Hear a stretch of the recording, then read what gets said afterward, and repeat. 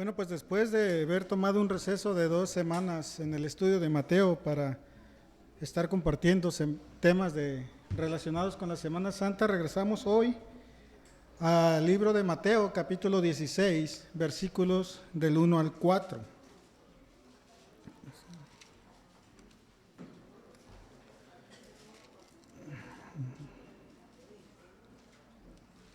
Si anteriormente nuestro hermano Larry había compartido Mateo 15, el final, y avanzó del capítulo 16 hasta el versículo 11, 12, ¿sí?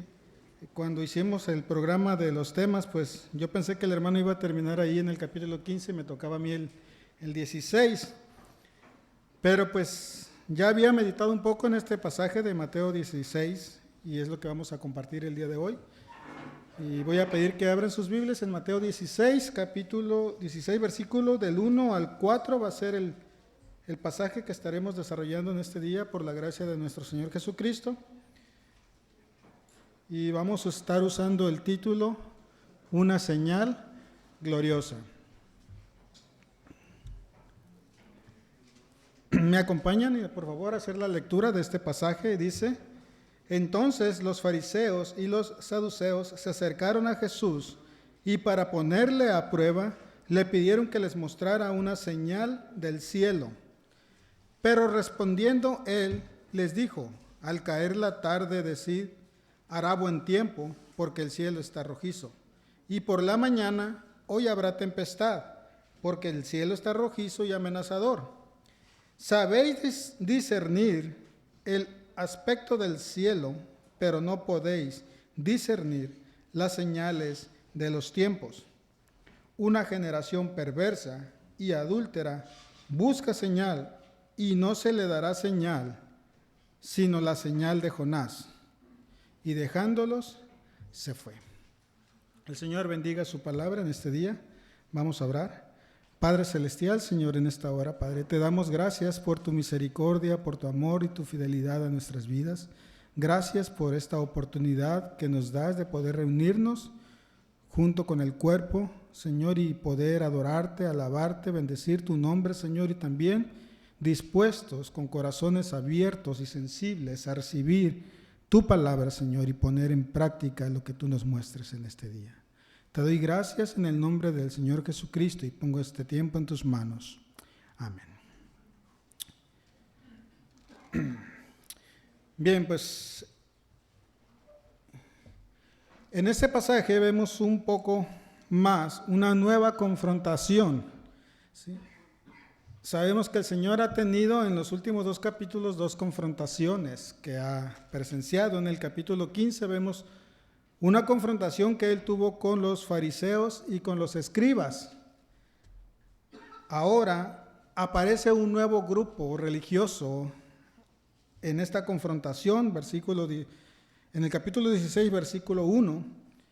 ¿Sí? Se acercan sus enemigos habituales y en esta ocasión representados una vez más por los fariseos, que ya estuvimos viendo de ellos en el capítulo 15, y ahora aparecen los saduceos.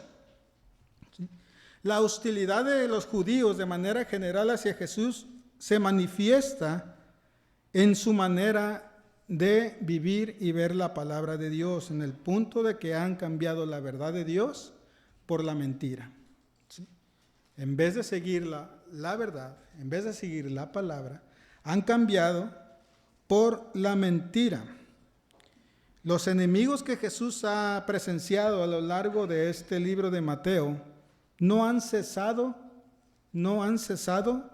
de asediarle continuamente, ¿sí? Buscando cualquier ocasión, cualquier momento, cualquier palabra o acto que él realice para acusarle y ponerle a prueba, tanto a su persona como a su enseñanza.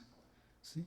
Recordemos que los enemigos de Jesús, principalmente los religiosos, odian a Jesús por la manera que él enseña y por la manera que él obra. ¿Sí? Por lo tanto, los religiosos vienen a analizar su vida, analizar sus palabras y su proceder, buscando precisamente cualquier situación, cualquier cosa, para poder acusarle, y el propósito es desacreditarle y hacerle ver como un mentiroso. Recordemos que la característica de una persona mentirosa es que el mentiroso siente que dice la verdad, y usted dice la verdad, y quiere que usted sea el mentiroso. Esa es la actitud de un mentiroso. Procurar que la mentira sea verdad y que la verdad sea mentira. Y es lo que están queriendo hacer en esta ocasión. Por lo cual, en este capítulo estamos viendo una nueva alianza para oponerse a Jesús. Anteriormente hemos visto alianzas de personas que han hablado con Jesús, han puesto en evidencia sus enseñanzas, tratando de desacreditarle. En Marcos capítulo 3, versículo 6, vemos una alianza también que dice, igual los fariseos, dice, pero cuando los fariseos salieron, dice, enseguida comenzaron a tramar con los herodianos en contra de Jesús para ver cómo podían destruirle. Aquí vemos una alianza, fariseos con herodianos, ¿sí? En Lucas capítulo 6, versículo 7, vemos otra alianza también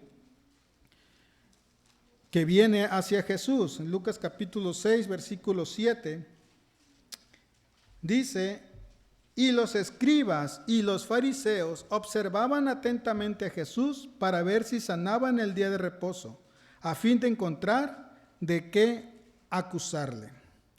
Si ustedes recuerdan también, cuando el Señor Jesucristo está siendo enjuiciado en lo que se conoce como el juicio civil, en el libro de Mateo, al final, en el capítulo 27, vemos también una alianza más, en el capítulo 27, versículo 20.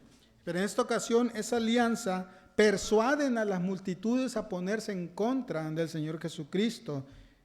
Mateo 27, versículo 20, dice, pero los principales sacerdotes y los ancianos persuadieron a las multitudes que pidieran a Barrabás y que dieran muerte a Jesús. Y en esta ocasión, en el capítulo 16 de Mateo, vemos una nueva alianza. La alianza entre fariseos y saduceos. ¿Sí? Es sorprendente, es grandemente sorprendente ver cómo la enemistad y el odio son los mejores medios de disolver enemistades cuando existe un rechazo común. Y eso lo vemos de manera natural. Si hay dos personas, lo vamos a decir de esta manera, que no se pueden ver entre sí, que son enemigos, pero esas personas tienen un enemigo en común, es sorprendente que los enemigos se unen contra ese enemigo que tienen en común, y es lo que estamos viendo en este pasaje. Por eso digo, es sorprendente ver cómo la enemistad y el odio son los mejores medios, podemos decir, o aliados, para disolver esas enemistades cuando existe un enemigo en común. ¿Sí? Y eso lo puede ver usted a la orden del día con sus vecinos, en sus trabajos, en las escuelas. Cuando existe un enemigo en común, las enemistades muchas veces se unen para atacar a ese enemigo en común. Ambos grupos, tanto fariseos como saduceos, han tenido noticias de la obra que el Señor ha realizado, y lo vimos en el capítulo anterior, en el versículo 29 y 31, dice, pasando Jesús de allí, vino junto al mar de Galilea, y subiendo al monte se sentó allí, y vinieron a él grandes multitudes trayendo consigo cojos, lisiados, ciegos, mudos, y muchos otros enfermos, y los pusieron a sus pies, y él los sanó a todos. Versículo 31 dice, de modo que la muchedumbre se maravilló al ver que los mudos hablaban, los lisiados quedaban restaurados, los cojos caminaban, los ciegos veían y glorificaban al Dios de Israel. Esos son los hechos, no los pueden negar. Ni fariseos ni saduceos no pueden negar esa evidencia presente en ellos. Ellos han visto eso. Sin embargo, como vemos en el pasaje, no quedan conformes con lo que ven, ¿sí? Estos dos grupos, fariseos y saduceos, entre ellos mismos eran contrarios, ¿sí?, en sus enseñanzas. Teológicamente, llevaban dos doctrinas totalmente diferentes, eran opuestos, ¿sí?, pero tenían el acuerdo en común de destruir a Jesús. Lo mismo que fariseos y escribas, lo mismo que fariseos y herodianos, lo mismo que sacerdotes y ancianos. Hoy lo vemos una vez más, fariseos y saduceos, destruir a Jesús. Jesús les es tropiezo para sus convicciones, para su estilo de vida, para sus enseñanzas y prácticas, por lo cual hay una unidad entre ellos para destruirle. Anteriormente, en el capítulo 15, estuvimos observando un poco acerca de los fariseos, ¿sí? Los fariseos, en sus doctrinas, ellos creían en la ley de Dios, lo que es el Pentateuco, y en los profetas. Pero, como vimos anteriormente, añadían a esa enseñanza tradiciones humanas, tradiciones de los ancianos. Por esa razón, Jesús los reprendió públicamente, y vemos en el capítulo 15, versículo 7, les dice hipócritas, es el calificativo que les da al grupo de fariseos, los cataloga como hipócritas por lo que ellos están haciendo. ¿Qué hacen las tradiciones humanas? Pues diluyen la palabra de Dios o la opacan, haciendo más importante su tradición que la palabra de Dios. Y es lo que los fariseos hacían. Tenían la palabra, tenían las leyes, tenían a los profetas, creían en ellos, pero en su corazón decían, no es suficiente, tengo que añadir más, tengo que añadir las tradiciones humanas. Este tipo de enseñanza sigue vigente el día de hoy, no ha cambiado. Como lo dije anteriormente, me tocó exponer el capítulo 15 también. Esta doctrina sigue vigente, el corazón fariseo sigue vigente al día de hoy. Usted encontrará doctrinas que añaden tradiciones humanas a la palabra de Dios y lo hacen verdad. La característica de un mentiroso es hacer verdad su mentira, ¿sí? Eso es lo que estudiamos acerca de los fariseos, por lo cual los cataloga como hipócritas, y en el versículo, eso lo vemos en el versículo 6 y 7 del capítulo 15, en el versículo 14, el Señor Jesucristo, ya dirigiéndose a sus discípulos, les dice, hablando de los fariseos, dejadlos, son ciegos, guías de ciegos, por lo cual les llama hipócritas y a la misma vez ciegos, porque aunque tienen la palabra, aunque tienen la profecía, no la ven, añaden sus tradiciones. Ahora vamos con el otro grupo, los saduceos. Los saduceos era un grupo menor que los fariseos. Los fariseos era un grupo muy grande, pero representaba a la persona de clase media hacia abajo. Los saduceos era un grupo pequeño y principalmente se encontraban más en Jerusalén y eran personas de la clase alta.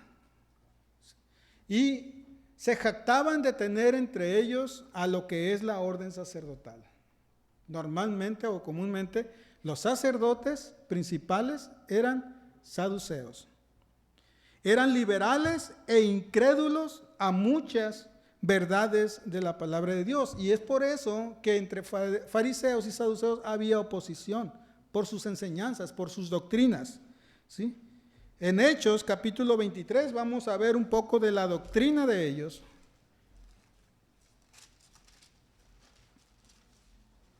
Hechos capítulo 23 versículo 8. Este tipo de confrontación era muy común en esos tiempos, puesto que eran dos religiones importantes y entre ellos chocaban, ¿sí? Hechos capítulo 23, versículo 8 dice, desde el 7 dice, cuando dijo esto, se produjo un altercado entre los fariseos y los saduceos, y la asamblea se dividió, porque los saduceos dicen que no hay resurrección, ni ángel, ni espíritu, mas los fariseos creen todo esto. Aquí vemos la doctrina de los saduceos, y como dice el pasaje, vemos que los fariseos creían en la resurrección, creían en ángel y creían en espíritu, pero los saduceos no creían en esta cosa. Entonces, en esas tres enseñanzas era la oposición, y por lo que muestra el pasaje, como que era muy común ver este tipo de altercados entre estos dos grupos, por las diferencias doctrinales, ¿sí? Los saduceos no creen en la resurrección, no creen en ángeles, no creen en espíritu. Igualmente, igual que los fariseos, los saduceos siguen vigentes, no con el título de saduceos, sino con otros títulos. Encontrará usted doctrinas que ya no es común. Antes andaban de casa en casa, de dos en dos o de tres en tres con sus paragüitas. No sé quiénes son, ustedes sí saben. Y llegaban a su casa y este tipo de personas no creen en la resurrección, no creen en ángeles, no creen en espíritu. Nombran al espíritu como una fuerza activa, niegan la resurrección del Señor Jesucristo. Por lo tanto, es una secta. Es una secta que se opone a la verdad. Y una vez más, la característica de un mentiroso es hacer verdad su mentira, ¿sí? Por lo tanto, sigue vigente esta doctrina también, y hay doctrinas que se asemejan a ellas. Como no existe la resurrección, tampoco existe el infierno. Por lo tanto, creen en una aniquilación. No hay vida después de la muerte. Y todo va relacionado. Entonces, las dos doctrinas siguen vigentes. Las doctrinas que añaden tradiciones a su enseñanza y las doctrinas que le quitan. Por lo cual, esas dos corrientes, la tradición humana y el razonamiento humano, son vigentes hasta el día de hoy. Igual que los fariseos, los saduceos sentían hostilidad hacia Cristo, porque como familia de la alta sociedad y emparentados con la orden sacerdotal, creían que la enseñanza de Jesús ponía en peligro su reputación y sus privilegios. Las multitudes siguen al Señor Jesucristo, y eso provoca celos en estos dos grupos, provoca envidias e incrementa el odio en sus corazones hacia Él, ¿sí? Entonces, vemos que entre estos dos grupos hay una unidad. Si usted ha escuchado en estos últimos años acerca de una palabra que se llama ecumenismo, aquí está. Podemos decir que aquí ocurre la primera reunión ecuménica, donde dos doctrinas contrarias, opuestas, se unen, ¿sí? Esto no es nuevo, esto no existe del G12 para acá, esto ya estaba antes. Vemos que cuando hay un propósito en común o un enemigo en común, hay una unidad. Aunque no nos llevemos bien, pero Él nos perturba, Él nos molesta, su enseñanza nos molesta, ¿sí? Los fariseos en este Evangelio de Mateo han aparecido en 3 ocasiones. En el capítulo 3, versículo 7, aparecen los saduceos cuando vienen con Juan el Bautista para ser bautizados por él, ¿sí? En el capítulo 22, versículo 23, vienen personalmente, no con alianza, sino ellos de manera personal, como grupo de saduceos, a tentar al Señor Jesucristo con relaciones al matrimonio y a la resurrección, ¿sí? Y en este capítulo 16, cuando vienen precisamente para poner a prueba a Jesús, ¿sí? Entonces vemos que aquí en este capítulo 16, versículo 1, sucede lo que se conoce como la primera reunión ecuménica de dos doctrinas contrarias unidas con un mismo propósito. El ecumenismo es un movimiento que promueve la unidad entre las iglesias cristianas. Y usted dirá, bueno, eso es de Dios, es bueno que las iglesias se unan. Tenga mucho cuidado con eso porque eso puede ser una trampa del enemigo, ¿sí? El Señor Jesucristo aconsejó muchas veces, no pueden caminar dos si no están de acuerdo. No pueden caminar dos si no están de acuerdo. Por lo tanto, el decir que de iglesias que podemos convivir, jóvenes tengan mucho peligro cuando les inviten a una reunión de jóvenes, se van a reunir los jóvenes de todas las iglesias, mucho cuidado, porque no puede haber unidad ni acuerdo cuando dos creen cosas diferentes, creen cosas distintas.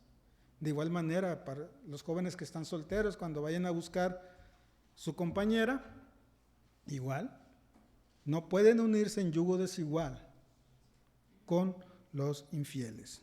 Entonces, el ecumenismo no es bíblico, no es de Dios, Dios no lo aprueba. Y vemos que estos dos grupos de religiosos, las dos religiones principales o más importantes de Israel, se unen y vienen con un propósito. Y lo vemos en el capítulo 16, en la parte final. Dice, le pidieron que les mostrara una señal. Todos los milagros de Jesús, los que Él ha estado realizando, Él no se ha escondido para hacerlos. Los ha hecho públicos, los ha hecho notorios, los ha hecho comprobables y eran temas de conversación, los milagros de Jesús. Por lo tanto, si están viendo los milagros, y no son milagros de oídas, sino que ellos mismos lo están viendo y conocen al que ha recibido el milagro, aún así vienen y piden señal. ¿Sí? En el libro de Juan, en el capítulo 8, vemos la historia de un ciego de nacimiento que el Señor lo sana. ¿Sí? Era un ciego conocido por toda la comunidad y el Señor lo sana. Sin embargo, no aceptan ese milagro. ¿Sí? Eso es tema de conversación de toda la multitud que sigue a Jesús y de igual manera entre fariseos y saduceos. Y como vemos la confrontación que ellos tienen, si ustedes recuerdan en los capítulos anteriores, los fariseos atribuían esas señales que Jesús hacía como una alianza de Jesús con Satanás. No lo dice la Biblia.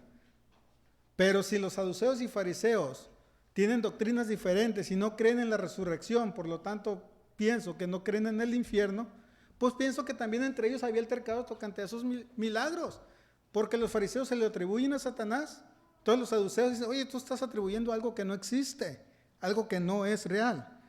¿Sí?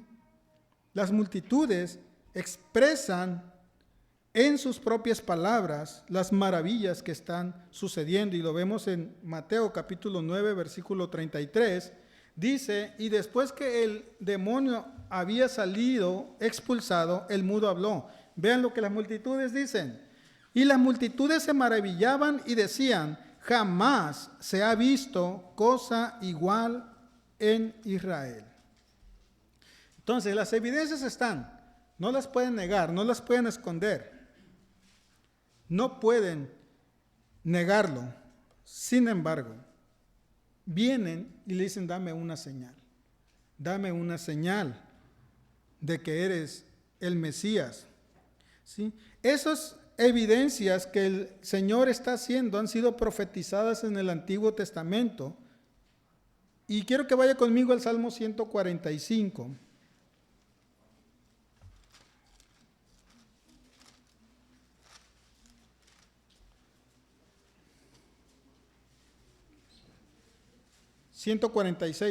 Salmo 146. Del versículo 5 al versículo 10 va a ver las características del Señor, el verdadero sanador. Y vean lo que dice el versículo 8 en adelante. Dice, el Señor abre los ojos a los ciegos, el Señor levanta a los caídos, el Señor ama a los justos, el Señor protege a los extranjeros, sostiene al huérfano y a la viuda, pero trastorna el camino de los impíos. El Señor reina para siempre. Tu Dios, oh Sión, por todas las generaciones. Aleluya. ¿Sí? Aquí vemos que el Señor iba a hacer esas cosas. El Mesías iba a abrir los ojos a los ciegos, levantar caídos, Usted puede ver el pasaje completo o el salmo completo en su casa y meditar en él, ¿sí? Y como lo vimos en el capítulo 15, en el versículo 29 al 31, la realidad de las cosas, haciendo esas obras, sanando a cojos, a lisiados, a ciegos, y la muchedumbre, dice, se maravilla al ver que los mudos hablaban, los lisiados quedaban restaurados, los cojos caminaban y los ciegos veían y glorificaban a Dios.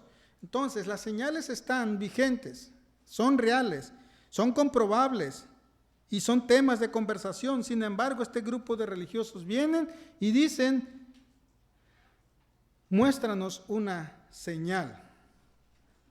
Los fariseos no negaban las obras que Jesús hacía, pero en su corazón procuraban que la gente creyera que las hacía con una alianza a Satanás. Lo vimos eso en Mateo capítulo 12, 24. Y también consideraban que esas obras eran infernales y no divinas.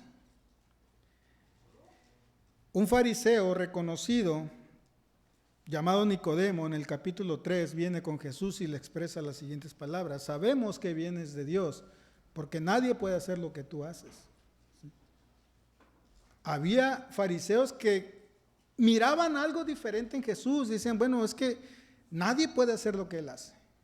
Sus milagros eran extraordinarios y eran grandes, pero lo miraban de manera terrenal.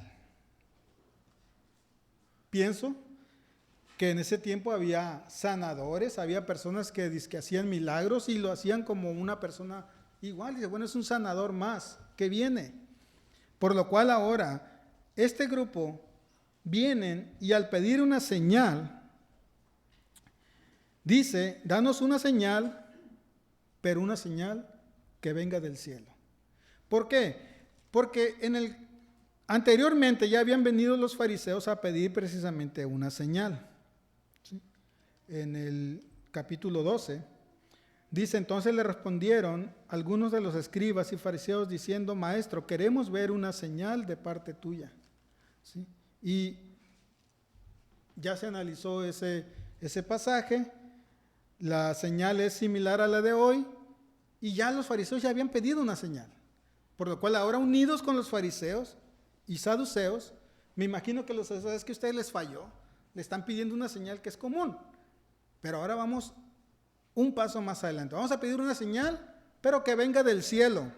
¿Sí? Señal del cielo. Probablemente, y no probablemente, seguro, es que ellos consideraban lo que Jesús hacía como algo terrenal o como algo que cualquier persona pudiera hacerlo, por lo cual ahora vienen y le piden algo más. Danos una señal, pero del cielo. Y a través de la historia los judíos tienen conocimiento de señales extraordinarias que ellos mismos han presenciado como nación, como señales del cielo. En Éxodo capítulo 16 usted va a ver la historia del pueblo de Israel peregrinando por 40 años en el desierto, y el Señor les da una señal del cielo. Les da un alimento que los alimenta por 40 años, y ese es conocido como el maná. ¿Sí? Señal del cielo. En Josué capítulo 10, del versículo 12 al 14, vemos otra señal del cielo. Josué peleando con la nación de Israel, con sus enemigos, él ora y pide que se detenga el sol y la luna. ¿Sí? Otra señal del cielo. ¿Sí? Elías, otro profeta reconocido del Antiguo Testamento, en Primera de Reyes capítulo 18, del versículo 20 al 40, usted va a ver la historia, cómo Elías también ora al Señor y pide que caiga fuego del cielo y consuma el holocausto que él ha preparado. ¿Sí? Señales del cielo. Y al ver este versículo, yo pienso que los fariseos y saduceos dicen: bueno, si él es de Dios, si él viene de Dios y es el Mesías, nos tiene que traer algo del cielo. Un alimento, un fuego, un trueno. Por ahí también en la historia está Samuel, que oró y pidió sucedió un trueno fuerte del cielo. A ese tipo de señales se están refiriendo. No conociendo lo que ha ocurrido anterior. Tienen presente la alimentación de 5,000 personas, la alimentación de 4,000 personas. Eso no es terrenal. Eso es señal del cielo. No lo ven los fariseos ni los saduceos, pero el Señor Jesucristo anteriormente caminó sobre las aguas. ¿Sí?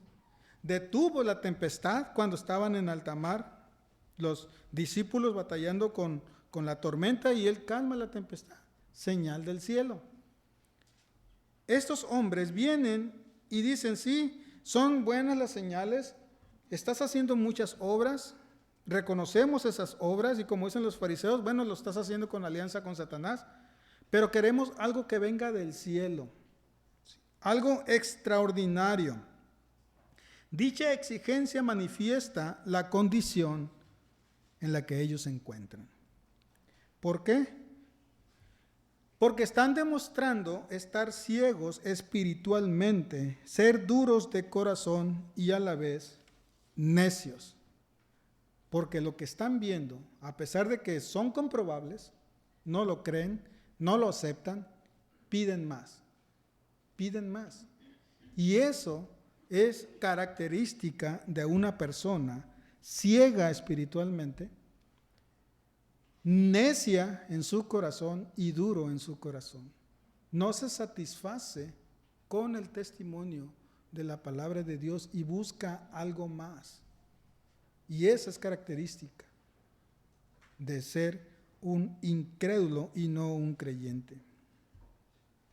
No podían ver la señal más maravillosa y gloriosa que tenían enfrente. La mayor señal del cielo no es el trueno, no es el fuego, no es el alimento como el maná, sino la mayor señal que viene del cielo, en el cual usted y yo debemos de confiar y todo ser humano, es Cristo mismo. Él es la señal que baja del cielo. Vamos a Juan capítulo 6, versículo 32.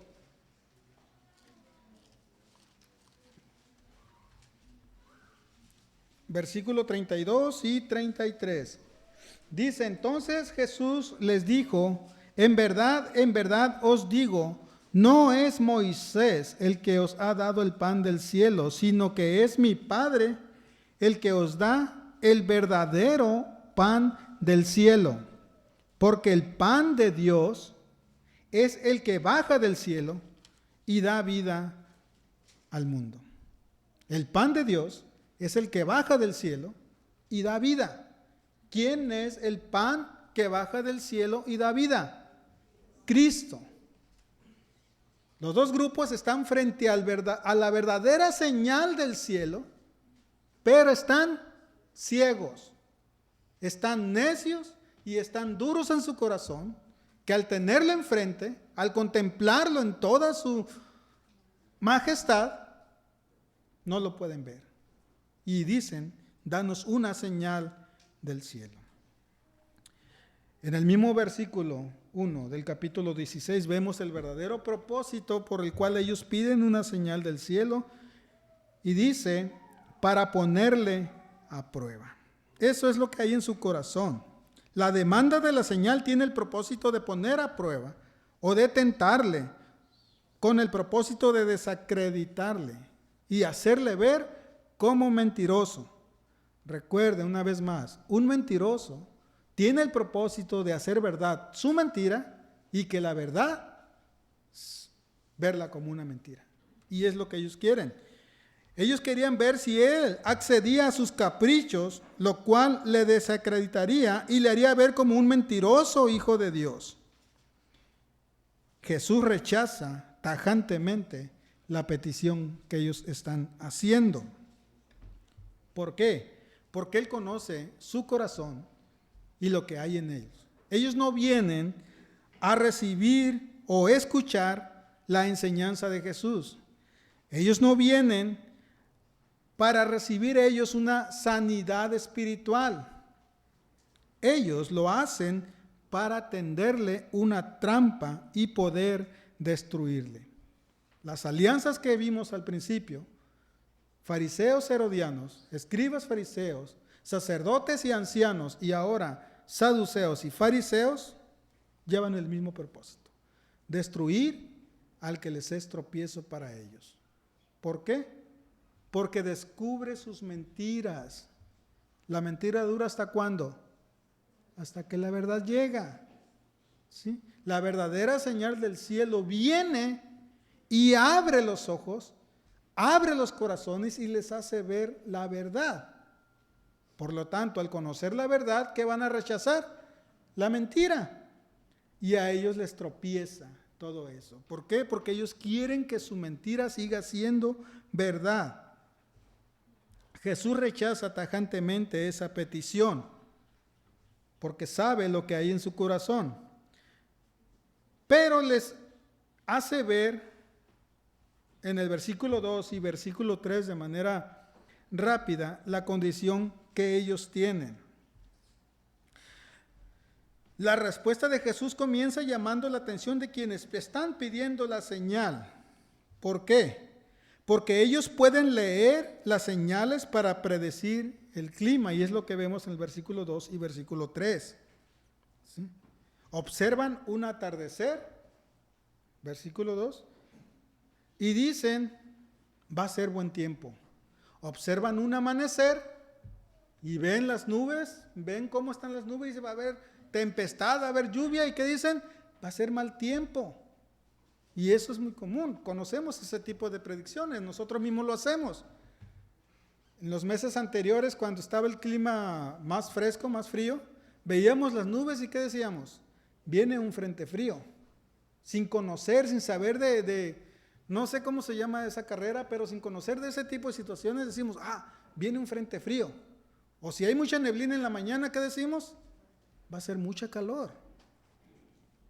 Ahora si vamos con las nubes, usted, sin ser conocedor de las cosas meteorológicas o climatológicas, conoce el tipo de nubes que le va a traer una fuerte lluvia y las identifica. Y el Señor le dice, bueno, ¿conoces todo eso y no ves las señales?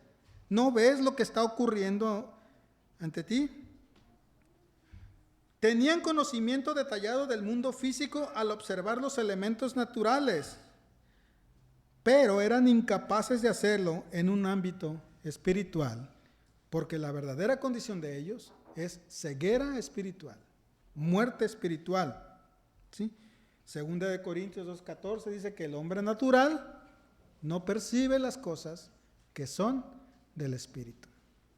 Si usted es un hombre natural, persona natural, y quiere ver las cosas de manera lógica, de manera racionalista como los saduceos o tradicionalista como los fariseos, no va a percibir las cosas, nunca entenderá. Por eso usted platica con un testigo de Jehová y él no entiende, no puede comprender la gracia del Señor porque quiere verlo de manera racional. Lo ven de esa manera. Si usted está aquí y quiere ver las cosas de esa manera, no las va a entender. Ocupa que el Espíritu Santo esté en usted, abra su entendimiento, abra su corazón y pueda entender las verdades bíblicas expresadas en su palabra. El hombre natural no entiende, no comprende, y es lo que el Señor les dice y les hace ver en estos dos versículos. Puedes ver el clima, puedes ver las nubes y puedes decir va a haber buen día o va a haber un mal día, pero les dice, sabes discernir el aspecto del cielo, pero no puedes discernir las señales de los tiempos. No pueden discernir las señales de los tiempos. En el versículo 1 vimos, ellos están pidiendo una señal. La señal está frente a ellos y no lo pueden percibir. Las señales de los tiempos que está ocurriendo todo esto no los perciben. Y esas señales vienen a reflejar la venida del Mesías, su muerte y su resurrección. ¿Deberían de conocer eso? Sí, porque eran conocedores de la ley y conocedores de los profetas. Sabían que iba a venir el Mesías. Vino el Mesías y no lo vieron. No lo conocieron. No lo aceptaron. ¿Sí? Esas son las señales de los tiempos. La venida del Mesías, su muerte, su resurrección. La llegada de la edad de la iglesia formada por judíos y gentiles, formando un solo pueblo, que son salvos por el sacrificio de Jesús. Y eso lo van a ver más adelante con el hermano que le toca exponer, del versículo 3 en adelante, cuando el Señor enseña y establece lo que es la iglesia basada precisamente en Cristo, ¿sí?, como la piedra angular. Un testimonio que Pedro revela, y Jesús le dice: no es tuya esa revelación, mi Padre te la ha dado. Jesús establece la iglesia. Y en el versículo 21 en adelante, Él habla también de su muerte y su resurrección. Son las señales de los tiempos, están ahí y no lo perciben. También una señal más es la presencia permanente del Espíritu Santo en la vida de cada creyente. Y por último, la inauguración de un nuevo pacto y el perdón de pecados mediante la sangre derramada en la cruz del Calvario por el Señor Jesucristo. Marcos 10, 45, leemos ese pasaje y dice: porque ni aún el Hijo del Hombre vino para ser servido, sino para servir y para dar su vida en rescate por muchos. ¿Sí? No perciben las señales de los tiempos. ¿Sí? La verdadera señal del cielo está frente a ellos y no lo pueden ver. El verdadero pan del cielo está ahí, el que da vida eterna, y no lo ven. Ellos piden señal del cielo, por lo cual el Señor los califica. Ya en el versículo 4 les da una característica y dice: una generación perversa y adúltera. Una generación perversa y adúltera. Podemos dividir ese tipo de características. La generación perversa son aquellos que la maldad es evidente, manifestando su endurecimiento hacia Jesús, rechazando su persona y su enseñanza. Una generación perversa es aquel que rechaza todo lo que esté relacionado con el Señor Jesucristo y su enseñanza. Son perversos. Su corazón está totalmente entenebrecido y endurecido y no aceptan nada del Señor Jesucristo. ¿Sí? La maldad llena totalmente su corazón. Son enemigos de Dios porque acosaban al Señor Jesucristo, el Hijo enviado, y buscaban la manera de acusarle y de condenarle. Por lo cual el Señor les llama generación perversa. Y son religiosos, son los principales religiosos de Israel. Pero el Señor les dice: sois una generación perversa. Y eso lo podemos ver el día de hoy. Personas que rechazan totalmente el Evangelio, endurecidos totalmente en su corazón y en su mente y en su razonamiento, no aceptan nada de Dios, no quieren nada de Dios. El Señor les llama generación perversa. Eran también generación perversa porque procuraban la muerte del Señor Jesucristo. Y la muerte o el matar era un pecado grave condenado por la ley de Dios. Generación perversa. La otra característica dice: son perversas y son adúlteros o adúltera. Generación adúltera. Y si analizamos la palabra adúltera, es algo que descompone la verdad. Adúltera porque eran infieles a Dios, buscando la unión o satisfacción con otras cosas, como las tradiciones humanas y los razonamientos humanos, lo cual sería como ídolos para sus corazones. Lo que usted hace o anhela en su corazón, lo va a ser un ídolo para usted. Ídolos en su corazón. Y cuando usted tiene un ídolo en su corazón, algo que le llama la atención o le envuelve más que Dios, usted está siendo una persona adúltera con Dios. En el Antiguo Testamento, la idolatría del pueblo de Israel a lo largo de los años fue descrita como un adulterio, y usted puede ver pasajes en Jeremías, en Isaías, en Ezequiel y en Oseas, como el apartarse de Dios, el alejarse de Dios lo toma como un adulterio. Y vamos a ver un pasaje en Jeremías capítulo 13.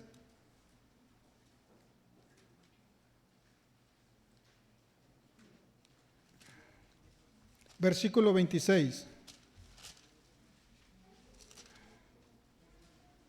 Dice, 26 y 27 dice: por lo cual yo también te levantaré las faldas sobre tu rostro para que se vea tu vergüenza en tus adulterios y en tus relinchos, en la bajeza de tu prostitución. Sobre las colinas del campo he visto tus abominaciones. Ay de ti, Jerusalén, ¿hasta cuándo seguirás sin purificarte? El apartarse de Dios lo toma como un adulterio. Una condición adúltera tiene que ver con el abandono de lo que Dios ordena por seguir sus propias decisiones o sus propias intenciones de su corazón, expresada en tradiciones y prácticas, mientras su corazón cada día se aleja más y se opone más a Dios. Entonces, una generación adúltera es alguien que se aparta de Dios, que se aleja de Dios. Cada vez que usted deja de asistir a la congregación por seguir sus deseos, sus caprichos, usted está siendo un adúltero con Dios. Está adulterando. ¿Por qué? Porque está siendo infiel a su Señor. Le está siendo infiel a su esposo. Recuerden que en Efesios vemos la característica de la iglesia como la novia preparada para ser la esposa de su Señor. Nosotros como iglesia somos la novia y debemos de estar puros y limpios para Él. Pero si nosotros nos apartamos y nos alejamos por seguir nuestro capricho o nuestros ídolos guardados en nuestro corazón, estamos siendo infieles al Señor. Estamos siendo infieles a Él y Él nos llama al arrepentimiento. Por lo cual el Señor dice: esta generación perversa y adúltera busca señal, dice. Busca señal. Rechazaban las señales que hacía, sin embargo piden una nueva señal. Y eso es mostrar precisamente su infidelidad. Su infidelidad. Cuando hay infidelidad en un matrimonio, vienen las exigencias al matrimonio porque quieren prueba de su fidelidad. Pero eso es inseguridad, porque es una infidelidad mostrada. Y es lo que el Señor dice en esto. Dice, bueno, la generación perversa, la generación adúltera es la que está buscando señal. O sea, los que son infieles son los que quieren pruebas de fidelidad. Cuando hay una fidelidad real, no se ocupan pruebas. Porque hay confianza, hay seguridad, hay el amor, hay el apoyo. Pero cuando hay inseguridad e infidelidad, de una u otra manera, entonces sí, pruébame tu fidelidad, porque no hay esa seguridad en sus vidas. Y es lo que el Señor dice aquí. La generación perversa, la generación adúltera, es la que busca una señal. El buscar señal para los judíos parece que era una práctica muy común en ellos. En Primera de Corintios capítulo 1, 22, el apóstol Pablo está hablando acerca de estos temas y dice en el versículo 22, dice, porque en verdad los judíos piden señales y los griegos buscan sabiduría. ¿Sí? Por este versículo podemos ver que la característica de los judíos es siempre estar pidiendo señales. Muéstrame con una señal, buscan señal. Una generación adúltera, una generación perversa, es la que me está exigiendo una señal, dice. Por lo cual, el Señor les dice, no se les dará señal, sino la señal de Jonás. El Señor rehúsa darles señal, pero les anuncia que tendrán la señal de Jonás. Y vemos que esta señal para el pueblo judío es un tropiezo. Es un tropiezo para ellos. ¿Por qué? Porque muchos escribas y fariseos no consideraban a Jonás como profeta. Y le voy a dar 3 razones. La primera, porque Jonás, cuando el Señor le llama y lo envía, lo está enviando a un pueblo gentil, a un pueblo pagano. ¿Sí? Por eso los judíos y los fariseos, escribas, no lo consideraban como profeta, porque él va a una nación gentil llamada Nínive. ¿Sí? Y los judíos miran a los gentiles, les daban un calificativo de perros, que es el equivalente a personas inmundas.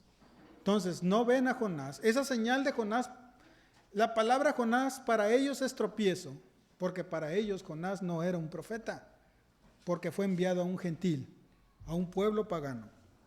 La otra razón es que la profecía de Jonás no se cumplió. Si usted ha leído el libro de Jonás y llega a la profecía, Jonás capítulo 3, versículo 4,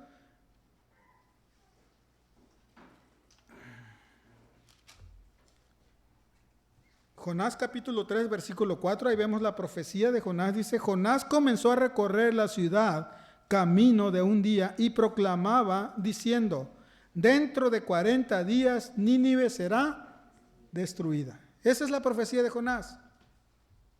Y a los que conocen la historia de Jonás les pregunto, ¿se cumplió la profecía o no? No se cumplió. La profecía no se cumplió. Por lo tanto, si usted analiza la historia de los profetas, dice, si la profecía no se cumple, ¿es qué? Un falso profeta.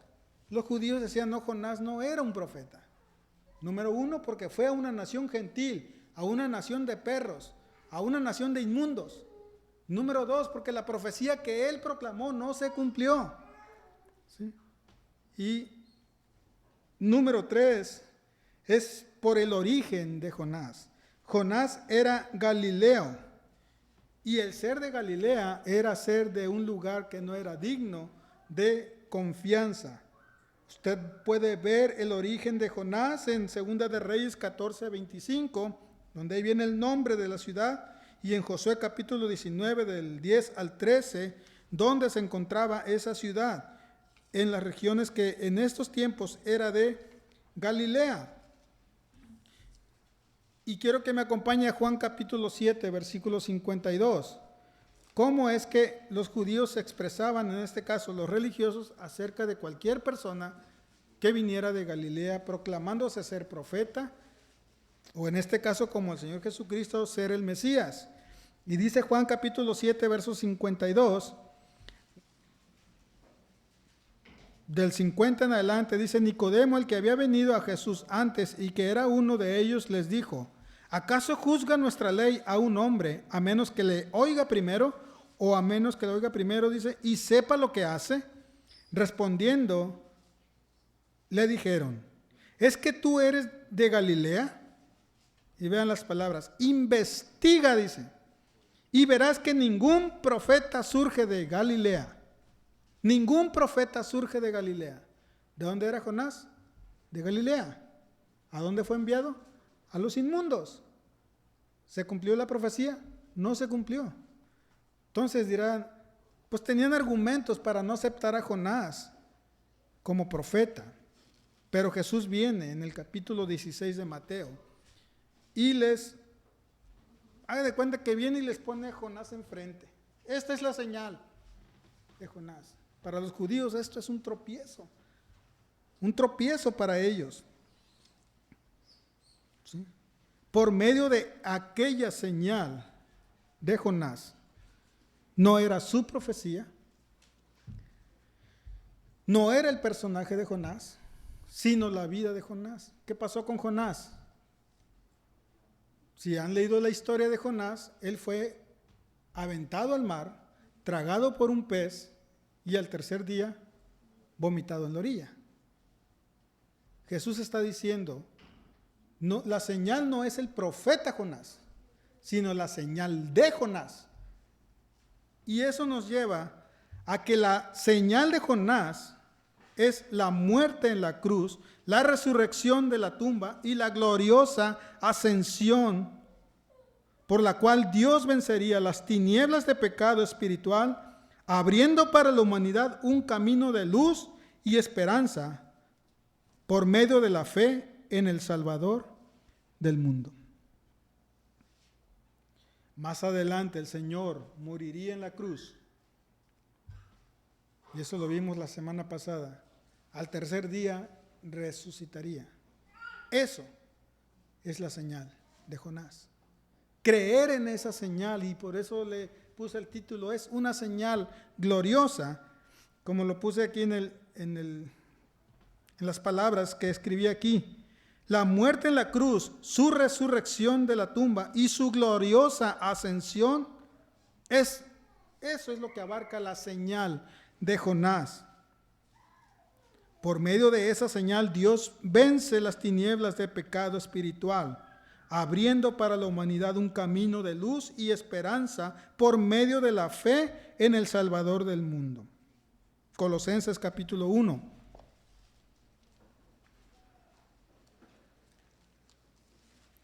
El versículo 13 dice, porque Él nos libró del dominio de las tinieblas y nos trasladó al reino de su Hijo amado. Versículo 27 de ahí mismo dice, a quienes Dios quiso dar a conocer cuáles son las riquezas de su gloria, de este misterio entre los gentiles, que es Cristo en vosotros, la esperanza de gloria. ¿Sí? Entonces, esa señal Dios la revela a su pueblo por medio de la fe. Una vez más, Romanos 10, 17, la fe viene por oír la palabra de Dios. Efesios capítulo 2, versículo 8, por gracia sois salvos por medio de la fe. Esto no es de vosotros, es un don, regalo de Dios, ¿sí? En el cual Dios lo ha dejado de esa manera. Esta señal divina hecha por Dios en la persona de su Hijo sería la señal más grande y gloriosa en la cual se pudiera manifestar, y la tenían enfrente, y unos meses después le crucificarían, pero Él resucitaría. Esa señal es la gloriosa señal que toda persona recibe hoy en día y queda plasmado en lo que conocemos como el Evangelio completo de nuestro Señor Jesucristo. Y se estuvo analizando la semana pasada en 1 Corintios capítulo 15. Ya voy a terminar, no se desesperen. 1 Corintios capítulo 15, versículo 3 y 4 dice, porque yo os entregué en primer lugar lo mismo que recibí, que Cristo murió por nuestros pecados, conforme a las Escrituras, que fue sepultado y que resucitó al tercer día, conforme a las Escrituras. Eso es el Evangelio. Esa es la señal de Jonás. El Evangelio viene a tu vida, a tu corazón, por medio de la fe. Abre tu entendimiento y comprendes y puedes ver, ya que son abiertos tus ojos espirituales, a esa señal de Jonás, que es Cristo Jesús, la obra que Él hizo, tanto en la cruz del Calvario, en la tumba y aún después en su ascensión gloriosa. Y lo que ahora tenemos, esperanza y fe en que volverá por sus escogidos, por lo cual esa señal es una señal admirable y gloriosa, en lo único que podemos confiar. Termina el pasaje con unas palabras y dice, y dejándolos, se fue. Y aquí en estas palabras analizamos nuestras vidas. ¿Creemos en esa señal de Jonás? Si creemos en esa señal de Jonás, tenemos esperanza. En eso está nuestra esperanza, en que esa señal de Jonás vendrá a nuestras vidas, nos recogerá y nos llevará a su gloria. Una generación perversa y adúltera busca señal. Tenían la señal enfrente, no la vieron, no le reconocieron, le negaron, fueron endurecidos. ¿Y qué dice? El Señor los dejó. Y esa es una realidad para ti que me escuchas. Si somos una generación redimida, salvada por Dios, nos gozamos, nos gloriamos en la señal de Jonás y ponemos nuestra esperanza en Él. Pero si no, sucede lo que pasa aquí. El Señor apartará su gracia de ti, retirará su gracia salvadora de ti, y entonces ya no hay esperanza. Ya no hay esperanza. Si la gracia está contigo, habrá salvación y hay esperanza. Pero si la gracia no está contigo, si se aparta de ti, habrá juicio para ti. El Señor pone en práctica lo que Él mismo había enseñado en Mateo capítulo 7, en el Sermón del Monte, versículo 6. No deis lo santo a los perros, ni echéis vuestras perlas delante de los cerdos, no sea que las huellen con sus patas y volviéndose os despedacen. ¿Sí? Y eso nos lleva a que cuando la persona es totalmente endurecida, perversa y adúltera y vemos que no hay solución, hay que retirar. Y es lo que el Señor hace. De esta generación perversa y adúltera, Él los deja y se aparta de ellos. En Mateo 15, verso 14, vimos que el Señor Jesucristo le dice a sus discípulos, refiriéndose una vez más a los fariseos, dejadlos, son ciegos, guías de ciegos. Y que el Señor aparte su gracia de ti, te va a hacer más duro, más necio y más ciego, a pesar de ser ciegos, más ciego todavía. Y vemos las consecuencias cuando el Señor se aparta de una persona, y lo vemos en Romanos capítulo 1, del versículo 20 al 32, y termino con ese pasaje. Dice: porque desde la creación del mundo, sus atributos invisibles, su eterno poder y divinidad, se han visto con toda claridad, siendo entendidos por medio de lo creado, de manera que no tienen excusa. Pues aunque conocían a Dios, no le honraron como a Dios, ni le dieron gracias, sino que se hicieron vanos en sus razonamientos, y su necio corazón fue entenebrecido. Profesando ser sabios, se volvieron necios, y cambiaron la gloria de Dios incorruptible por una imagen en forma de hombre corruptible, de aves, de cuadrúpedos y de reptiles. Por consiguiente, vean esto, Dios los entrega a impureza en la lujuria de sus corazones, de modo que deshonraron entre sí sus propios cuerpos. Vean esto, porque cambian la verdad de Dios por la mentira, y adoran y sirven a la criatura en vez de al Creador, quien es bendito por los siglos. Verso 26, por esta razón Dios los entrega a pasiones degradantes. ¿Sí? Usted puede terminar ese pasaje en casa de Romanos, pero vean cómo la actitud que usted toma va a reflejar también lo que Dios va a hacer con usted. Y como vimos en Mateo, dejándolos se fue. Y es cruel para usted si el Señor se aparta de su vida y retira su gracia de usted, porque usted no va a mejorar, se va a degradar cada vez más y va a tocar fondo. ¿Sí?